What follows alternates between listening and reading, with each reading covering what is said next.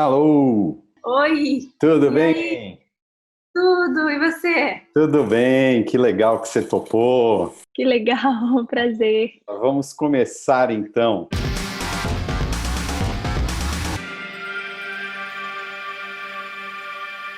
Ela se apresenta no Instagram da seguinte maneira: Pérola, atriz, jornalista, leonina, vegetariana.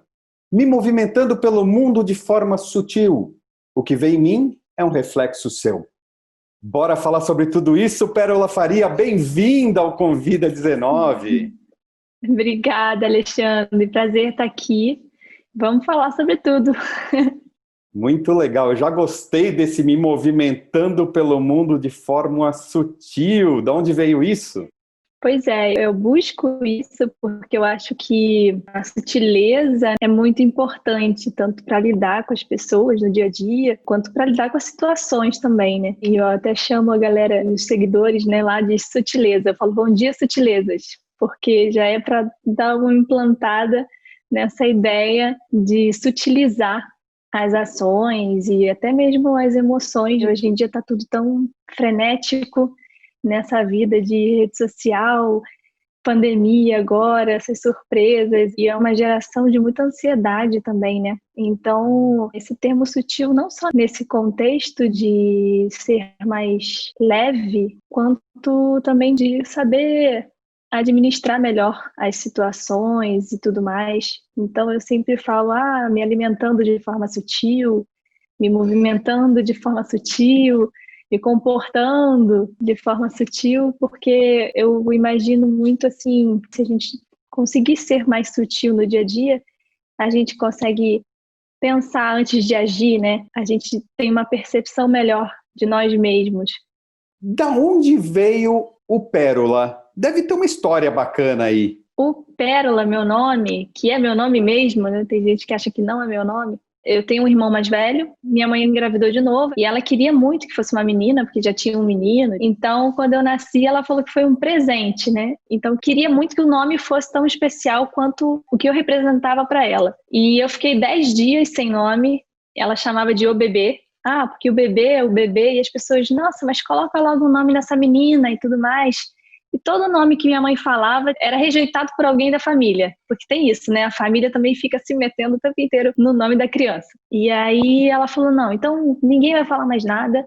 O bebê vai ficar sem nome, eu vou pensar num nome especial e vai ser o nome que eu quiser. E ela lembrou que quando ela era mais nova, ela conheceu uma mulher chamada Pérola. E ela falou: nossa, quando eu vi aquela mulher linda, elegante, educada, gente boa, chamada Pérola, eu achei que tinha tudo a ver o nome dela com ela. E eu achei o nome tão lindo, nunca tinha visto esse nome na vida e tal. E aí eu falei, quando eu tiver uma filha, eu vou botar esse nome.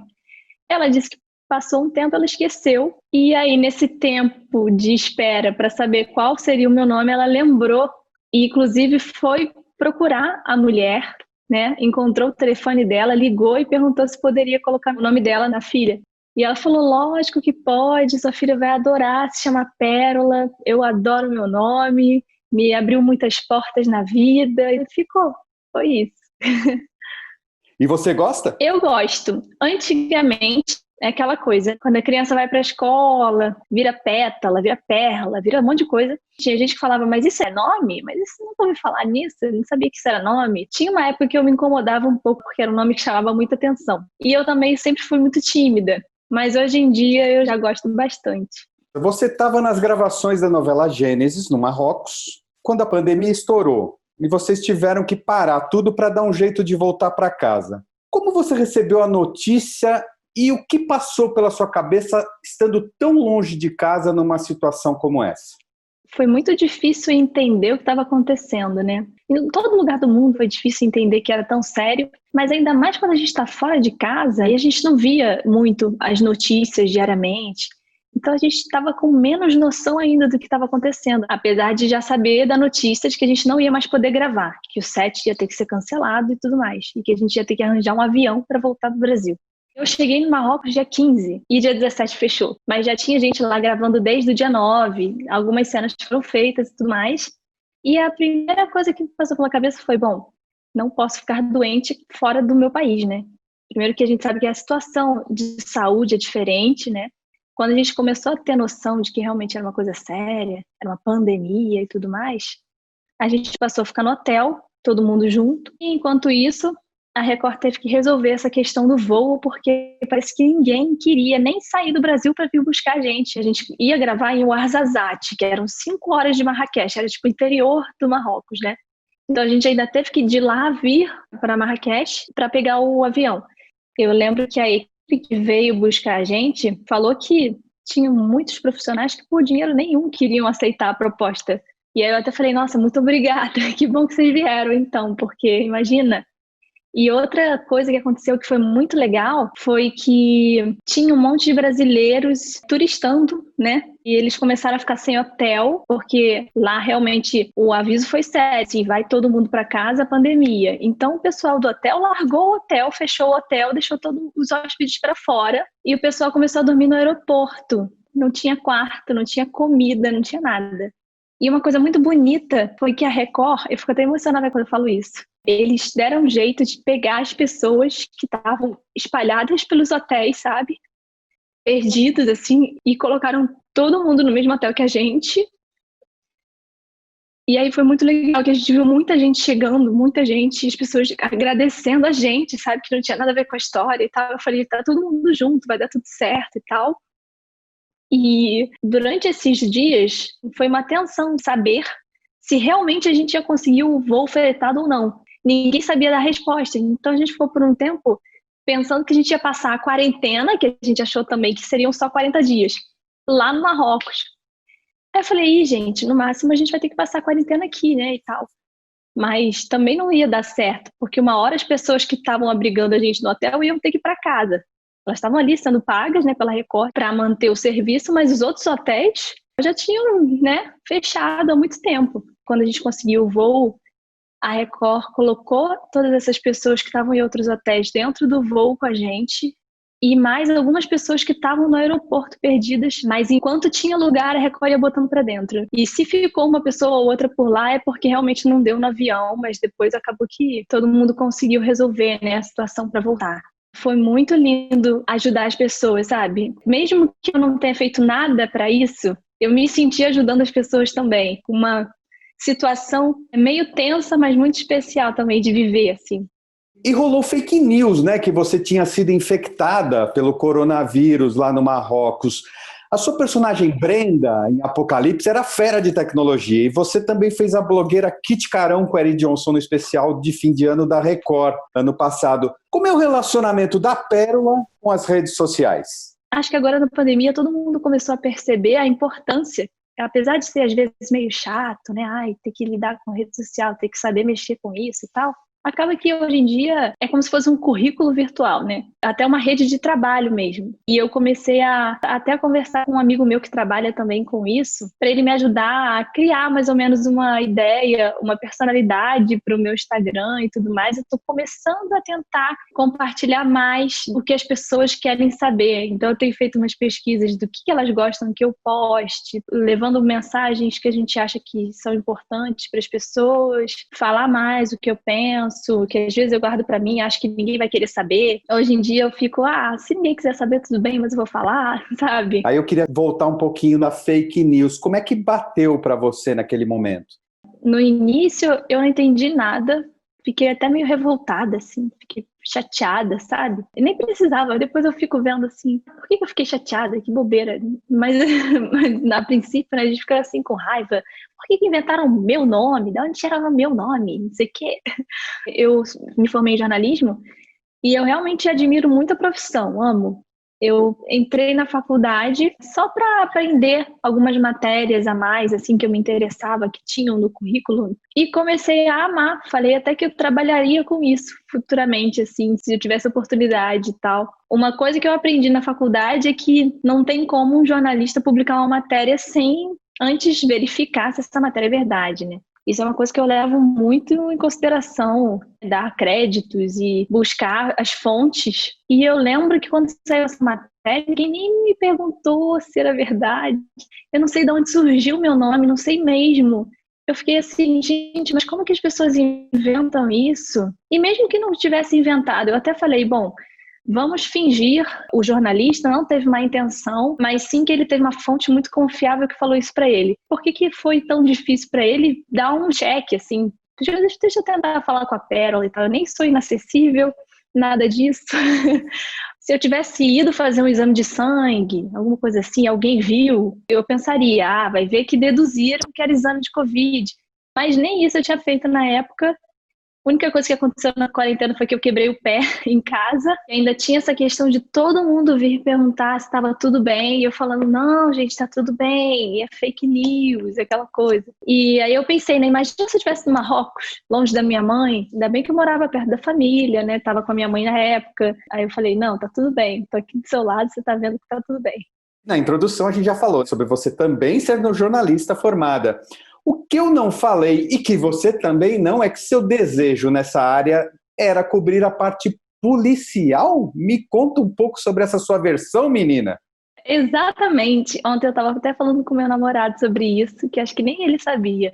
Eu amo a parte de investigação. Eu gosto muito de entender a cabeça das pessoas, né? Eu adoraria, sei lá, marcar uma entrevista com o chefe do tráfico, ir lá entrevistar o cara, sabe? Para entender o que acontece, por que acontece. Eu percebo que eu sempre tive facilidade em compreender o motivo das pessoas, independente da opinião ser totalmente oposta à minha. Essas pessoas que brigam por direita, esquerda, na política e tudo mais, eu fico assim, gente, mas eu entendo por que essa pessoa é desse lado, eu entendo por que essa pessoa é dessa.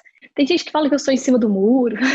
No meu TCC, eu fiz um trabalho sobre cinema e documentário. E aí eu até fiz uma relação de documentários com investigação, porque eu falei, não deixa de ser, né, um trabalho investigativo. Eu peguei um documentário que falava sobre relações abusivas. E quando eu assisti, eu consegui entender tanto a pessoa que sofreu o abuso quanto o abusador. Tipo, eu não fiquei com raiva do abusador. Até porque o documentário não foi nem um pouco tendencioso, o que é legal, né? Mostra exatamente os dois olhares, assim, diferentes, os dois motivos, que você consegue entender o porquê que a pessoa que foi abusada acha que merece, né? E porquê que o abusador é o abusador e acha que tá certo e tudo mais. E eu não julgo. Por isso que eu sempre quis trabalhar com isso também, assim, nem que seja lá pra frente ou um trabalho específico que eu faça isso. Eu acho que o ator também tem muito essa tendência, ou deveria ter, de compreender as pessoas, porque, querendo ou não, o ator tem que representar diversas pessoas no dia a dia, né, nos trabalhos. Se o ator é preconceituoso, é difícil ele conseguir entender um personagem, né? Como é que eu vou fazer uma vilã se eu acho que a minha vilã é má? Aí eu vou ficar julgando a minha vilã? Eu tenho que entender por que ela é má. Até nessa novela Gênesis, eu vou fazer uma rainha malvada. E aí eu fico para as pessoas assim, não, ela não é malvada. É porque naquela época isso era certo. Fez isso, corta a cabeça e acabou a história. Eu acho que pensar assim é mais interessante, pelo menos para o trabalho do ator, para que ele não fique julgando o personagem dele. A gente não consegue ser alguém que a gente não gostaria de ser, né? Como atriz, o seu primeiro papel de destaque foi uma bailarina que sofria de bulimia na novela Páginas da Vida em 2006. Muitos anos depois, em 2018, a dança voltou para sua vida em forma de reality. E você foi a campeã da 4ª temporada do Dancing Brasil. Aliás, você talvez seja a única vencedora profissional de realities do mundo, com 100% de aproveitamento nos que participou. Já que em 2014 Uau. Você tinha sido primeira colocada do quadro Isso Eu Faço, do programa Hora do Faro. Eu não sei se teve outra pessoa que ganhou 100% dos realities que entrou, mas você tem essa marca. Bom, inicialmente, eu quero que você me conte sobre essa sua relação com a dança. Nossa, é uma história muito complicada, de amor e ódio, porque eu comecei a fazer teatro uns 9 anos de idade, comecei a fazer dança para melhorar a expressão corporal para o teatro. Então eu entrei para o balé e eu não gostava, me achava péssima, eu nunca fui flexível. Por incrível que pareça, assim, eu até melhorei agora que comecei a praticar yoga, mas antes eu era super dura. A pior aluna do balé, tinha certeza disso. Então eu faltava aula, nunca fui muito dedicada no balé. E quando eu entrei para a novela, eu não entrei por causa da dança, inclusive, porque eu fiz um teste de dança também e fui reprovada. Eu só fui aprovada no de vídeo e foi porque o Maneco quis muito que fosse eu, porque no de dança eu fui péssima e eu lembro que eu saí chorando, né? E eu tava com 14 anos, então eu já tava naquela fase adolescente que minhas amigas viajavam, iam pra praia e eu ficava fazendo curso. Eu já tava assim frustrada, que eu nunca passava em teste nenhum. E eu entrei porque era uma personagem que era obrigada pela mãe a fazer balé, então ela não precisava ser uma super bailarina. Uai, que legal! E depois dessa novela eu parei, nunca mais voltei para dança. Até teatro eu parei de fazer, comecei a fazer só televisão. Quando eu fui convidada para fazer o dancing, eu queria muito fazer, porque eu via o programa e achava lindo, né? Eu falava, nossa, que legal! Como que as pessoas conseguem aprender em poucos dias a dançar desse jeito, né? Que legal! Por dentro, assim, eu acho que eu sempre tive um interesse em dançar, mas eu me achava péssima, achava que eu não tinha jeito. E eu ouvi isso, inclusive, do diretor da novela na época, o Jaime, quando a gente foi gravar a primeira cena, eu e o menino que fazia meu par romântico, que foi o Rafael. O Rafael também tocava mais ou menos piano, mas fez mais aulas para aprender e tal, e eu era bailarina mais ou menos. Então, quando a gente foi gravar a primeira cena, que era a cena do romance da novela, que era ele tocando piano e eu dançando, eu não sabia improvisar. Me botaram, falaram assim, vai, improvisa aí. Eu não sabia o que fazer. O Jaime parou a cena, entrou no estúdio e falou, estou cancelando a cena de hoje, porque eu não tenho um pianista e uma bailarina para gravar essa cena. Boa noite. Aí foi embora, né? Aí eu falei, ai meu Deus, estou fora da novela amanhã, não é possível. Acabou pra mim, vou ser mandada embora, meu sonho. E aí eu soube, né, pela minha mãe, que ele chegou lá fora e falou, como é que sua filha não dança? Aí a mãe falou, olha, minha filha fez teste e viram que ela não dança, mas ela foi aprovada. Então, vocês não podem falar que vocês não sabem que ela não dança. No dia seguinte, remarcaram a cena e tinha dublê, tanto para mim quanto para Rafael. Eu falei, por um lado isso é bom, né? Pelo menos agora não preciso me preocupar com isso. Na época eu fiquei meio triste de desapontar o diretor e tudo mais, criança ainda por cima. E aí, quando eu fui chamada para o dancing, anos depois, eu fiquei assim, cara, eu queria muito aprender, mas eu acho que eu não levo jeito para dança. Fiquei com isso na cabeça pro resto da vida. Eu sou muito musical, tudo para mim é música.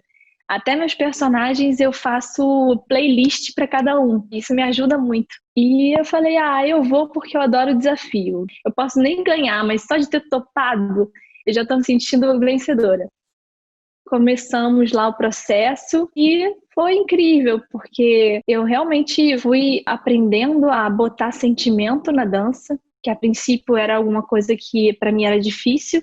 Talvez fosse até por questão dessa leitura errada que eu tive do meu corpo dançando, né? Eu sempre fui muito perfeccionista. E na época, o que mais os jurados falavam para mim é que o meu movimento estava perfeito, mas eu não tinha sentimento na dança, que era mais importante. E eu lembro que por um tempo eu até fiquei sentida. Falei, gente, mas eu que sou atriz, como é que eu não consigo botar sentimento na dança?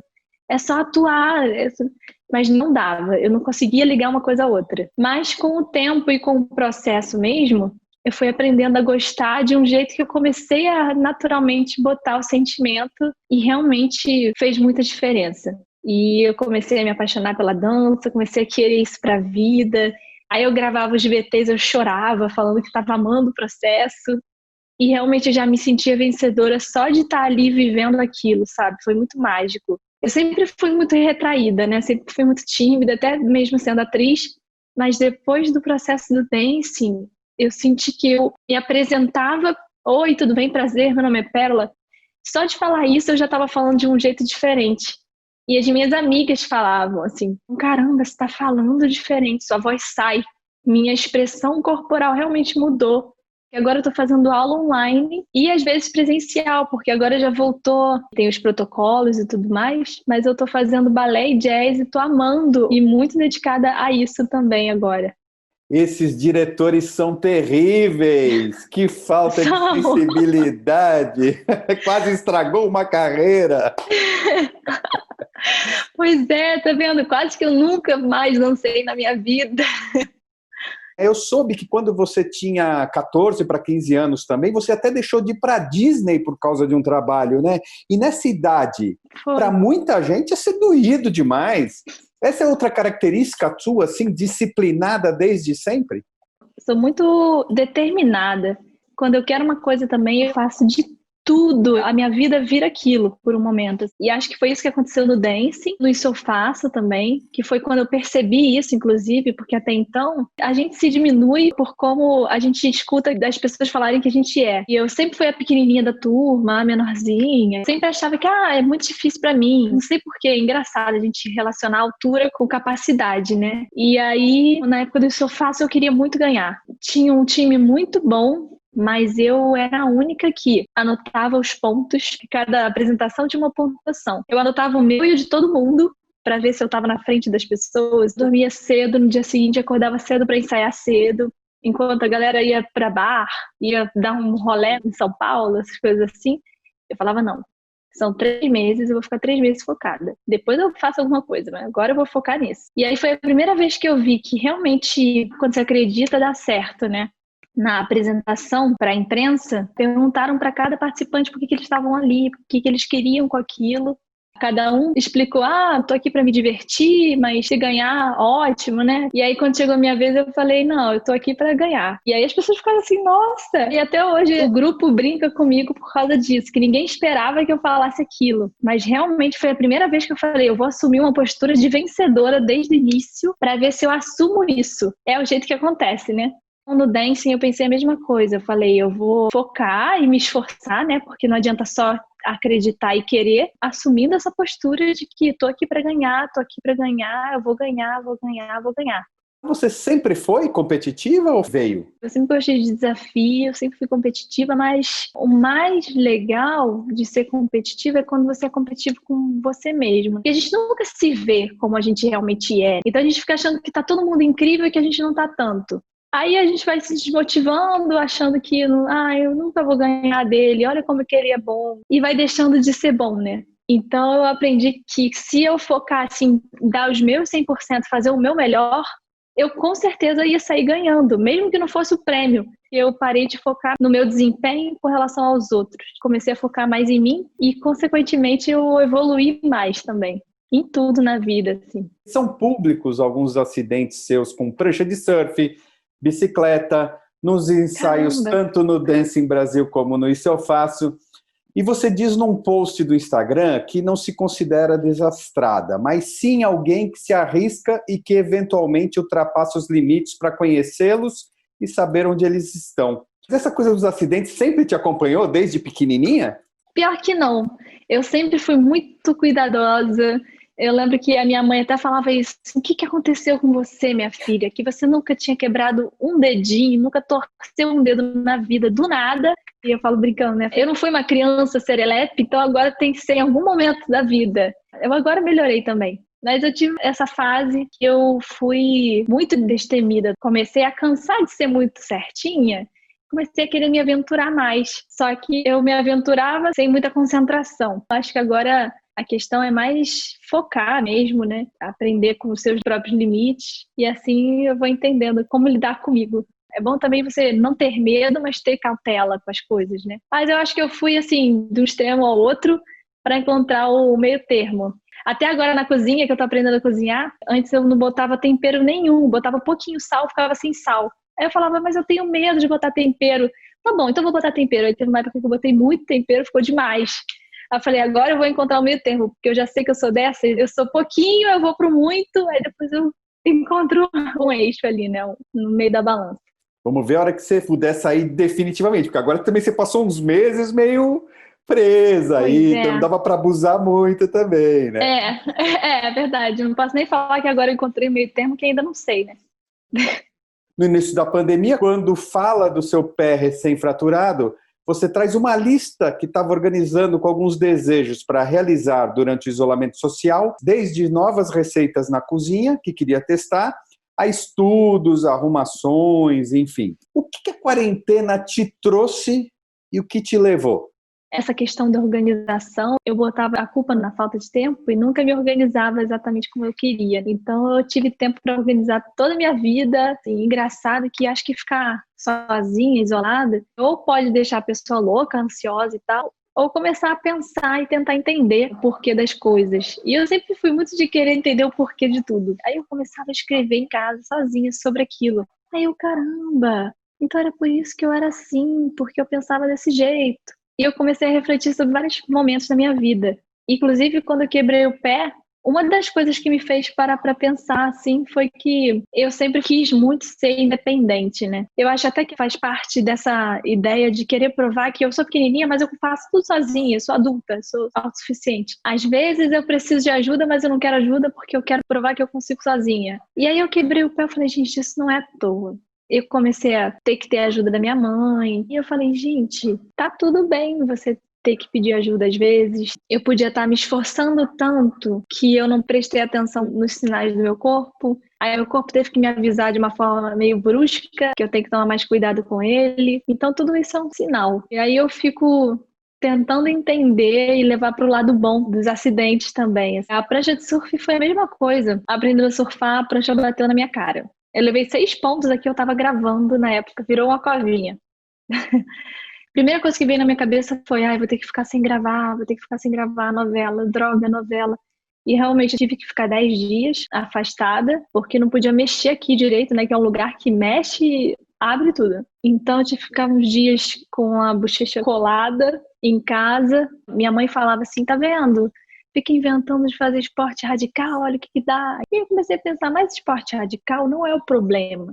Eu até acho que os esportes radicais, eles são muito bons para trabalhar foco e concentração, porque se a gente sabe que alguma coisa é arriscada, a gente tem um super foco, uma super concentração e nada acontece. Só acontece se a gente se dispersar. A questão não é o esporte, sim onde estava a minha concentração no momento. Se eu estava focada, se eu não estava, e realmente estava muito dispersa. Não sei se é meu ascendente, minha lua em aquário. Sempre que acontece alguma coisa, eu fico tentando entender o porquê, e ao invés de botar a culpa na coisa em si, encontrar em mim a solução. A gente não precisa desistir das coisas, né?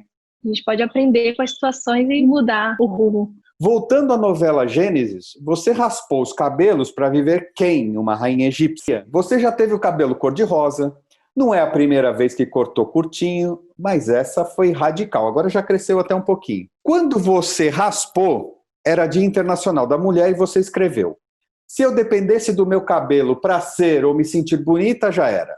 Meu propósito de vida fala mais alto nessas horas, e apesar do medo do novo e do julgamento social, lá no fundo, o meu coração salta de euforia a cada novo desafio profissional. É mais forte que eu, não consigo negar.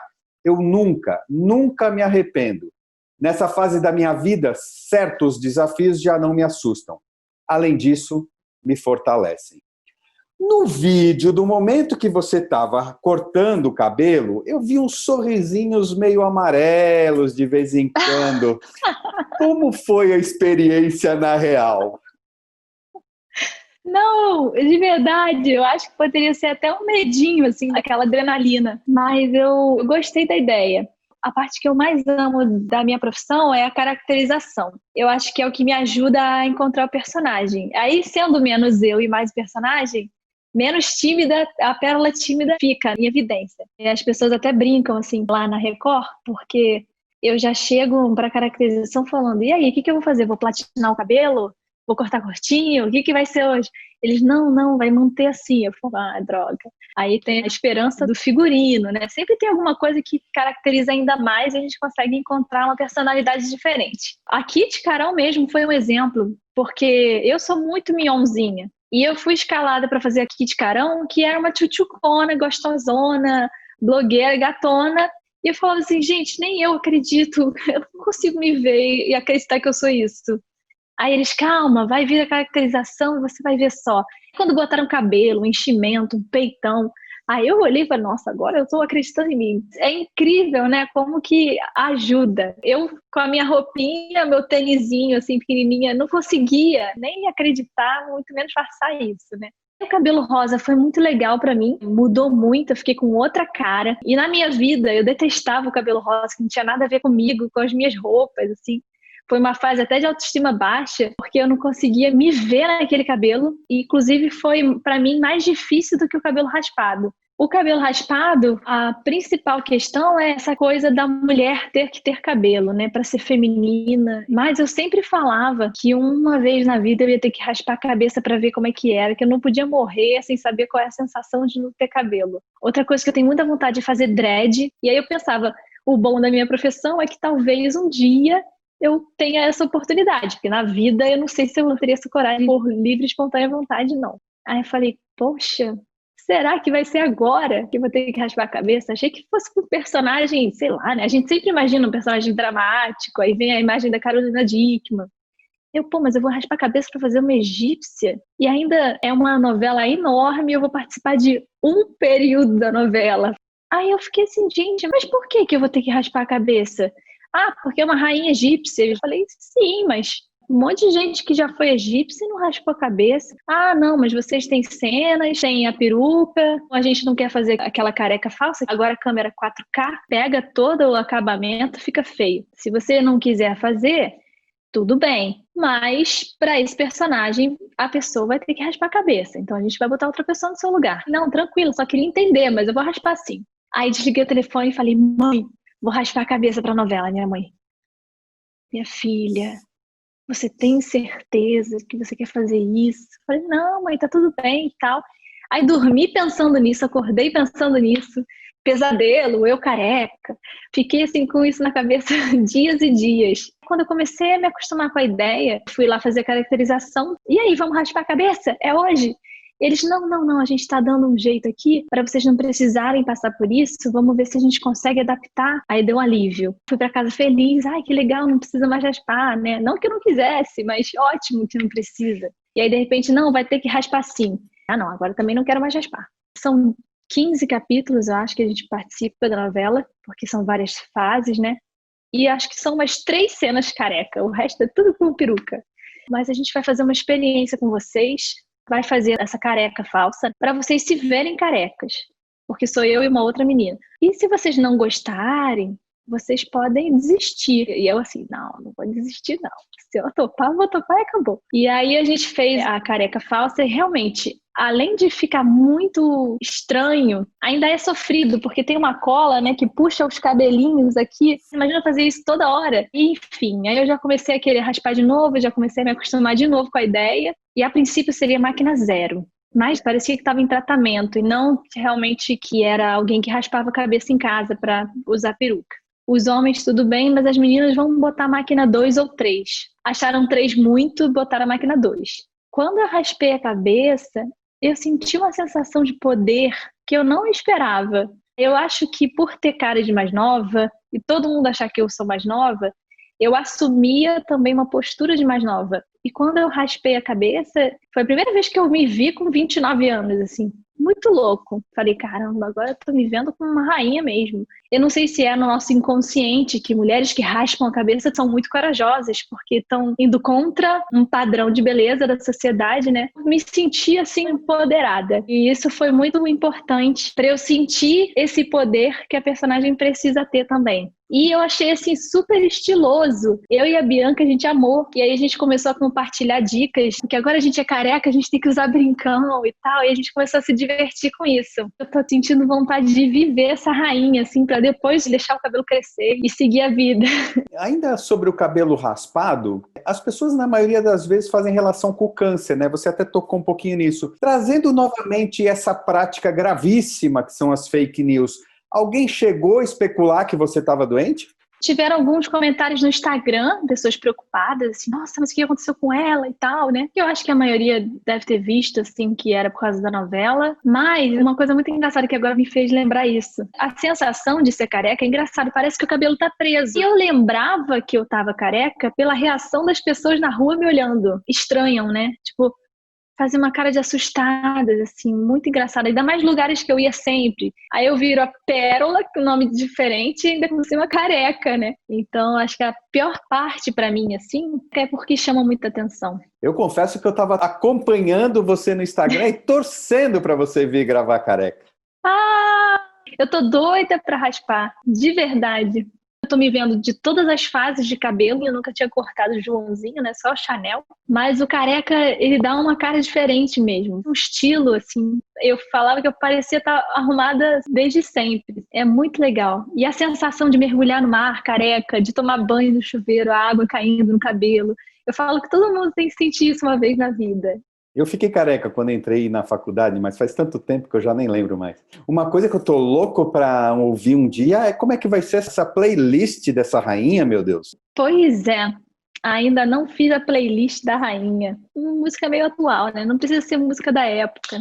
Eu li sobre um exercício de ator que a ideia é o ator pensar na personalidade do personagem associada a um animal. Essa rainha é meio sedutora, sensual, misteriosa. Ela é uma felina. E eu sempre associei a música. A música muda o meu estado na hora. Por isso eu achava tão mais fácil conseguir entrar no personagem ouvindo músicas que me fazem sentir a personalidade da personagem ou músicas que a personagem escutaria.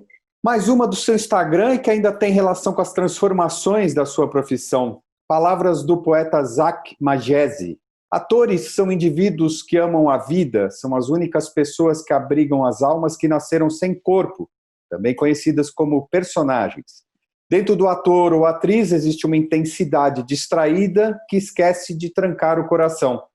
Os sentimentos e desejos aproveitam a chance e correm para fora do corpo como as crianças que escutam o sinal do recreio. Essas crianças querem brincar no jardim chamado palco, também conhecido como mundo. Como é para você se tornar alguém diferente a cada personagem?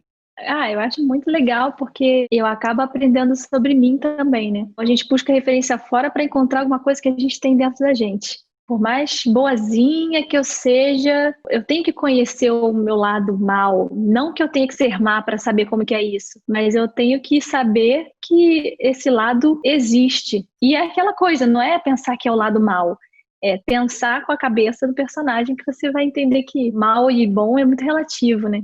Por mais que seja uma outra pessoa, acaba sendo a gente. É uma parte da gente que a gente coloca pra fora, assim. Quando é alguma coisa que a gente quer ter e não tem, é como se resgatasse e assumisse aquilo. Algumas atitudes, assim, que a gente gostaria de ter na vida e a gente vai aprendendo com o personagem também, vai ganhando de presente. Eu fiz uma personagem que era filha de um rei, dava ordem mesmo, ela era muito firme, apesar de ser boazinha, né? Porque às vezes a gente associa também firmeza à pessoa fria e má, sei lá. Eu às vezes associava, né? Acho que até por isso eu não conseguia ser firme, muitas vezes na vida. E como eu fiz muitas mocinhas, todas eram muito boazinhas, muito doces, dessa vez eu tinha que mostrar uma coisa diferente. Foi em Rico e Lázaro. Eu contratei uma coach para me ajudar nesse processo, porque eu falava, cara, se não tiver ajuda, eu vou cair na mesma mocinha de todas as novelas que eu já faço e não vou fazer nada diferente. A personagem, eu falo até que foi a mais importante da minha vida, da minha carreira, que eu mais gostei de fazer. Me fez encontrar dentro de mim uma força que eu não sabia que eu tinha também. E acabei assumindo para mim. A gente falou da experiência da preparação, né? Agora vamos falar do que vem depois. Você dublou a personagem Leslie no filme da Disney Ponte para Terabithia, onde o enredo envolve a imaginação de dois adolescentes na construção de um mundo paralelo como um modo de autodefesa à realidade problemática de ambos. O universo de atriz que você habita, de uma certa maneira, acaba sendo um mundo paralelo, onde vive personagens que podem ou não ter a ver com a sua realidade de fato. Como é que você lida com esses mundos paralelos? O quanto esses personagens chegam a influenciar na vida da Pérola real? Normalmente eu consigo separar bem a personagem no set da Pérola em casa, assim. Tanto que muitas vezes acontece igual aconteceu com a Brenda. Eu chego em casa, olho pro meu cabelo e falo, cara, o que eu tô fazendo com esse cabelo? Eu começo a me sentir mal. E chego no set, eu acho mó barato. Há uns meses atrás, até reprisou Apocalipse, e aí eu assisti sem estar fazendo, né? Já tinha feito há um tempo, já não tava mais com aquele cabelo. Aí eu falava, cara, que maneiro o figurino da Brenda, né? Cara, muito legal e tal. E a minha mãe, eu sempre achei, sempre te falei isso. Eu falei, mas na época eu ficava meio irritada com aquele cabelo, porque eu olhava pro cabelo e achava horrível. Eu separo tanto que eu não consigo nem ter noção, às vezes, do quanto é legal, porque eu tô me vendo como a personagem, então tá tudo bem. Quando eu saio da personagem, eu já não gosto, porque já não é a personagem, sou eu.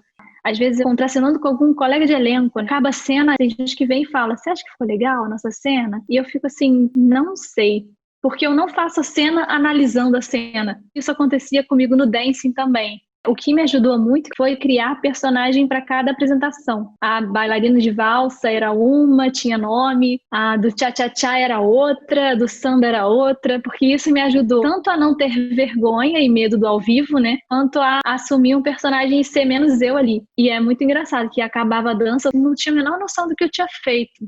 Como se não tivesse feito mesmo, né? Como se fosse outra pessoa fazendo. É muito engraçado falar disso, parece que é dupla personalidade. Mas isso acontece muito. Tem ator e atriz que demoram para sair do personagem e levam para casa, inclusive. O que acontece às vezes é já no set eu começar a assumir a personalidade da personagem. Mas em casa eu consigo muito voltar a ser eu.